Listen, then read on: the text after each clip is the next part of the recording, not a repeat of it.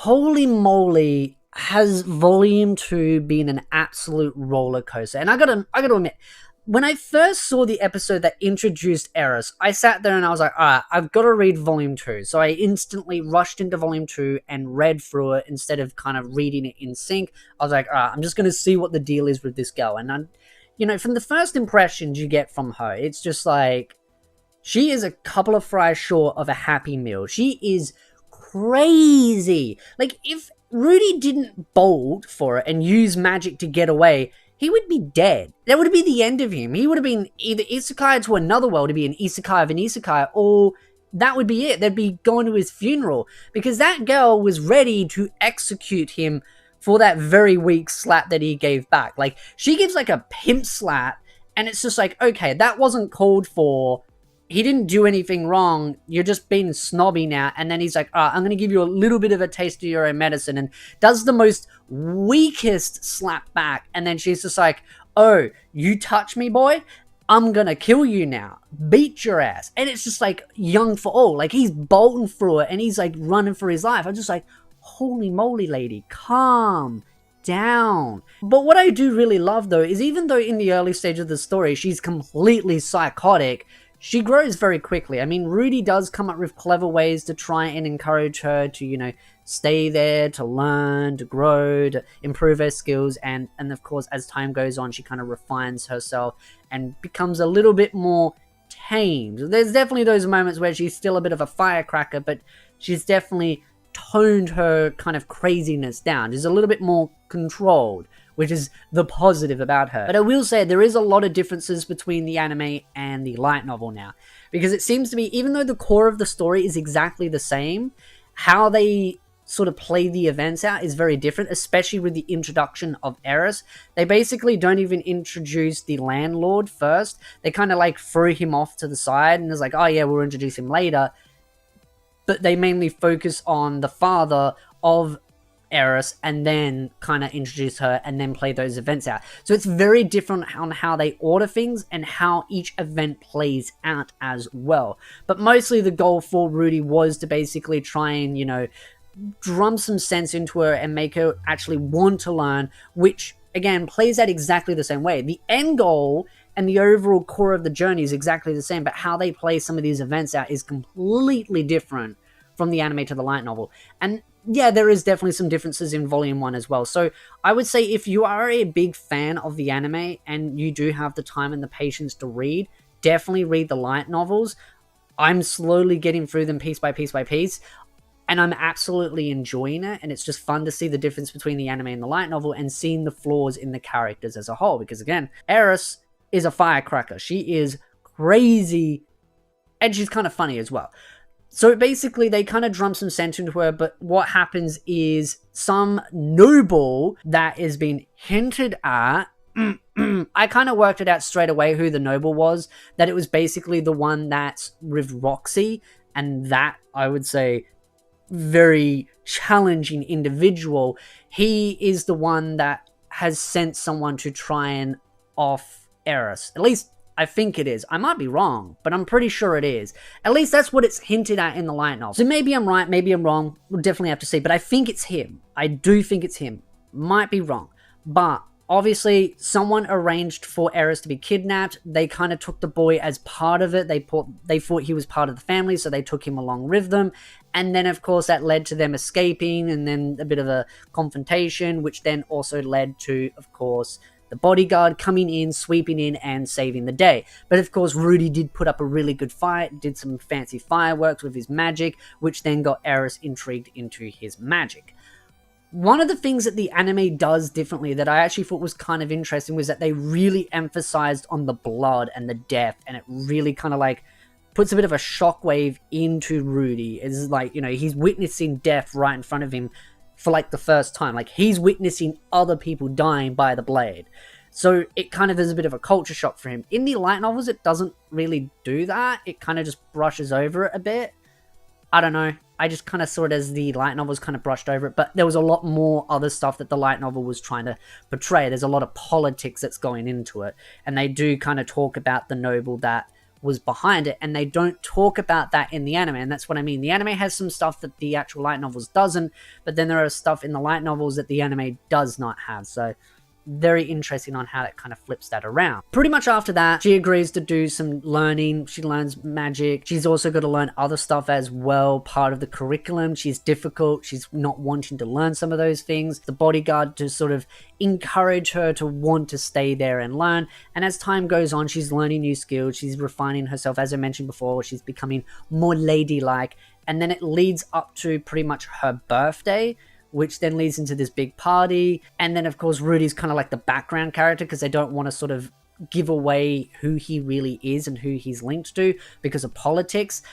I would say the really interesting part is Rudy's birthday, which is his 10th birthday, and how that plays out. And I'm very interested to see the response with that event, because what happens is basically, of course, they do a private little birthday in the mansion because, of course, they can't invite guests because people can't know who he is. And so it's his 10th birthday. She buys a really expensive staff that's like 100 gold pieces. It's really awesome. He loves it. He does a bit of fake crying to kind of show that he's shocked. He found out by accident that there was a party, so he kind of puts on a bit of a tear work. He overdoes it. They get a little bit emotional with him, and they basically say, oh, well, you should marry Eris. And that's kind of where this whole political tug of war goes on, where they're like, well, you should marry Eris. And obviously at that point in the story, Eris has a crush on him. But the father basically is like, yeah, you should marry Eris. And if you agree to it, I'll hook it up right now for her to be in your room. And this is the thing where it really shows how Rudy lets his third leg take control, because right at the start, and you go through his process, his mindset changes as the events play out. Right at the start, he's saying, no, I'm not going to get into this politics. I'm not going to get into this back and forth. And then the next minute, he's in the room with Eris. Eris is in a fancy, nice dress, and she's like, getting all close. And then she's like, okay, you can do some stuff to me. And so he goes from one extreme to the other, and it goes from him going, no, I'm not going to do anything, I'm not going to play their political game, which is obviously the father playing this, and then he goes from that to just like, oh, a little bit more, and then he's like, all right, I'm going to go the full 9 yards, and it's like, instantly that backfires, and so it should. He went too far. He obviously was letting his third leg take control, and he shouldn't have been doing what he was doing. I mean, right at the start, he said, I'm not going to get involved in the politics. And then as the mindset changes, he just flips over and he lets the other part of him take control.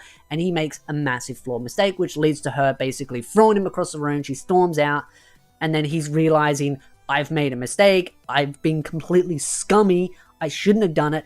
He feels absolutely horrible. But of course, Eris is just outside the door. She forgives him because it's his birthday and basically says, wait 5 more years and then we might do that. So it does play out, and I'm very interested to see how that is received by the fan base or by the viewers of the anime, because that is an event that's just like, yeah, it's a spicy one. It's a really spicy event that you can see Rudy made a very fundamental mistake. He shouldn't have done what he done. He realized that. How that plays out afterwards is going to be interesting.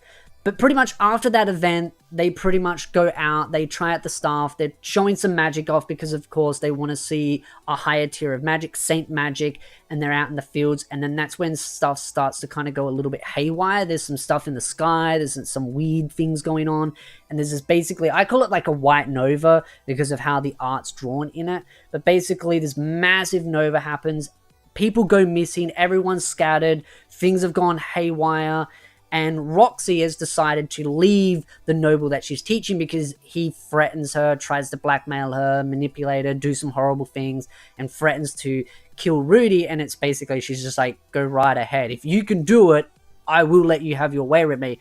Because Rudy is with a distinguished family that has extreme power. They're warrior-likes, and they've got a top-tier swordswoman right there as a bodyguard. So it's like, yeah, good luck assassinating him. It's not gonna work. Clearly, this boy doesn't know what he's doing. He's just allowed power to get to his head. Roxy basically says, nah, I'm done. I'm leaving. I'm gonna check out what's going on in this weird place. There's some disturbances going, and then that's when she finds out that everyone's gone missing, including our boy Rudy and Eris and all the rest, they've all gone missing. And Paul is looking for Rudy and the family because everyone's been scattered. So Paul's stepped up and he's gone, all right, I gotta go find the family, gotta piece this back together. And you know what, I gotta take my hat off to him. Good on Paul. He's doing the initiative. It's not like he's running away or hiding somewhere. He's like, that's it, I've got to find my family, I've got to piece them together.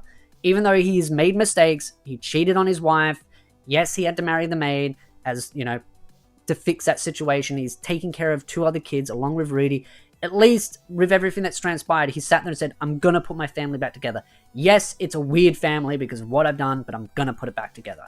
I commend him for that. He made the right choice. And Roxy has decided she's going to help because she's read this, of course, notice on the board of what Paul has wrote. So Paul's obviously trying to find someone out there and say, hey, if you read this, I'm looking for you. So I just thought the volume was an absolute roller coaster. It was amazing. I'm just like, I can't handle it. I need to read volume 3 now.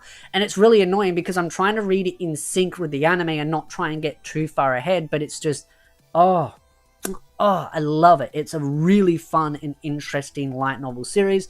Flawed characters making flawed mistakes and trying to cope with this ever-changing environment and world, and just the landscape of not just the world building but also the character building is just, it's interesting, it's multi-layered, it's complex, it's unique, it's not perfect characters. And I want to emphasize on that because so much have I been seeing people hate on this anime and on this light novel series. It's like, oh, how dare Paul cheat on his wife? Really, you just discovered cheating's a bad thing? I'm so glad we're on the same page there. Of course, we all know cheating's a bad thing.